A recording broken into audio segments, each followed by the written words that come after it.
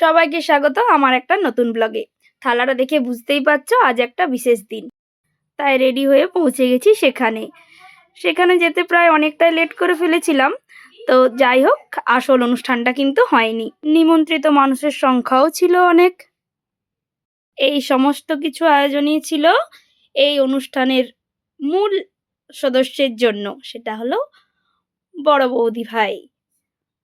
বড় বৌদি ভাইয়ের সাধারণ অনুষ্ঠান 9 মাসের, তার জন্য আমরা সবাই একসাথে হয়েছি।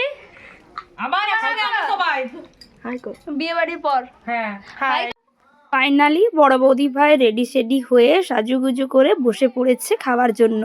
যেহেতু অনেকটা দেরি হয়ে গেছিল, তাই খাওয়াটা আগে কমপ্লিট করাটা জরুরি ছিল। আর স্বাদ ভক্ষণ মানেই ছোট বাচ্চাদেরকে সাথে নিয়ে খেতে হয়, তাই যে বুনপো বঞ্ঝি ছিল তারা বসে পড়েছে।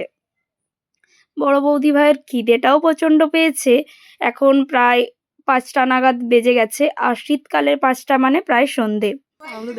আবার সন্ধে হয়ে গেলে খেতেও পারবে না, তাই বেলাটা পড়ে যাওয়ার আগে খেয়ে শেষ করতে হবে যা খাওয়ার। সেই রকমই কাজ চলছে। আমাদের কাণ্ড কারখানার জন্যই এত দেরি। আমাদের দাবি ছিল বৌদি ভাইকে সাজগোজ করতেই হবে। আমাদের মাঝে একজোড়া নতুন কাপেলও আছে। দাদা তো চলে গেছে, এই যে বৌদি এখানে দাঁড়িয়ে আছে, হাই করছে। বাকি আমরা সব বোনেরা বসে রয়েছি। আলটিমেটলি আমরা ছাড়া তো অনুষ্ঠানটাই অসম্পূর্ণ। দেখতে পাচ্ছি না।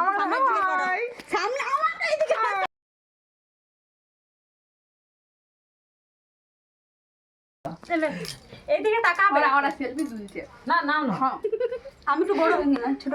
আমরা সেলফিতে না, আমরা ভিডিও আছি, তুমিও আছো, আমরাও আছি। Hi hi guys, hi guys, hi guys, high.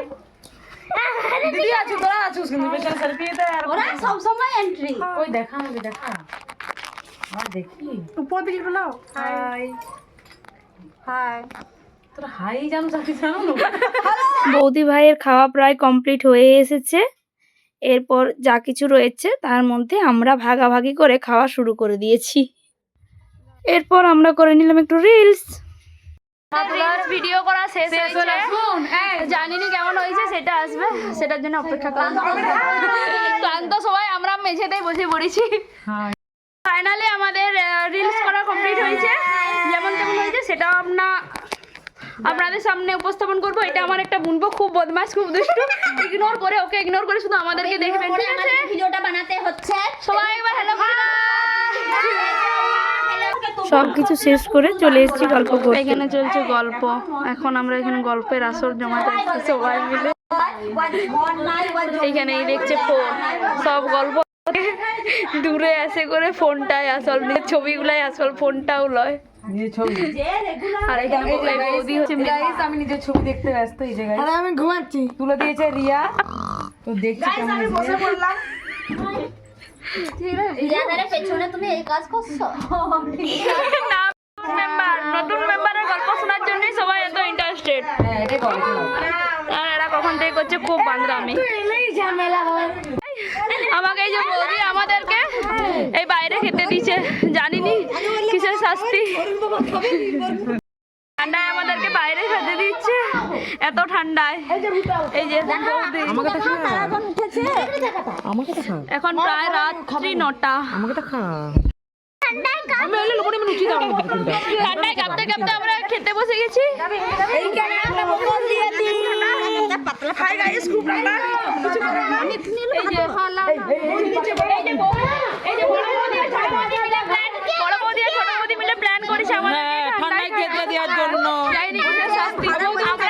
আমরা একবার শুধু জিজ্ঞাসা করেছিলাম যে তোমরা কতটা খুশি এরকম ননদ পেয়ে, তার মনে শাস্তি নিচ্ছে, মুখে বলতে পারেনি, তার শাস্তি নিজের কাজের মাধ্যমে। দুপুরের মেনু আমি শেয়ার করতে পারিনি এত ব্যস্ততার মাঝে, কিন্তু রাতের মেনুটা অবশ্যই দেখাবো। এগুলো কি পিঠা? 3টাও দিও না গো, শত্রু করবে নাকি আমাকে? আমি লুবই নি 4টা। না দিও না, আগে লুচি খেয়ে আমাদের লুচিটা হয়নি, মুড়িতে আমরা এসেছি। বিভিন্ন রকম ভ্যারাইটি। একজন বলে দিচ্ছি, ডাল ডাল বাঁধাকপির তরকারি, পেঁয়াজ লঙ্কা বেগুন ভাজা, লঙ্কা নাই, আমার বাপে আছে। পটল, মিষ্টি ছিল, মিষ্টি মিষ্টি মিষ্টিও আছে। মিষ্টি পেটে ঢুকে গেছে। প্লিজ দেখো প্লিজ। আরে তুমি কেন লজ্জা পাচ্ছ গাইস? না লজ্জা পাচ্ছে। বলছে ফেসবুক না আসলে আমরা জানতাম না যে আমরা গাইস। বলছে না আমরা জানতাম আমরা মানুষ। মুড়ি না হলে আমাদের চলবে না, যাই হয়ে যাক মুড়ি আমাদের চাই না মুড়ি আমাদের চাই মুড়ি আমরা হ্যালো গাইস, পুরো সাপ খাওয়া কমপ্লিট, রিয়ারও কমপ্লিট, কেয়ার বাকি আছে, ও থাকলো, ও খাক সারা রাত ধরে চলে গেছে। ও সারা রাত ধরে খাক। আসলে ও ঠান্ডা আবহাওয়াটা খুব পছন্দ হয়েছে, ওকে পার্টনার চাইছে, হ্যাঁ আমাদেরকে বাদেও আমরা দিতে পারছি না এখন। একটু এলাম সাথে নাই চাপি আমাদেরকে বাইরে খেতে দিয়ে ঠান্ডায় নিজে ঘরে খাচ্ছে, এমনকি আমাদেরকে মুড়ি দিয়ে নিজে খাচ্ছে। ভাত দুঃখের বিষয়। বলো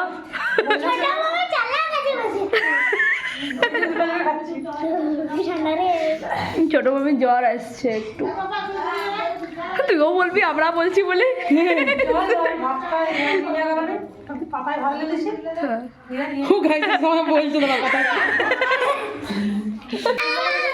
আমাদের একসাথে শোয়ার ব্যবস্থা হয়ে গেছে, আর একসাথে থাকলে যা কাণ্ড চিৎকার।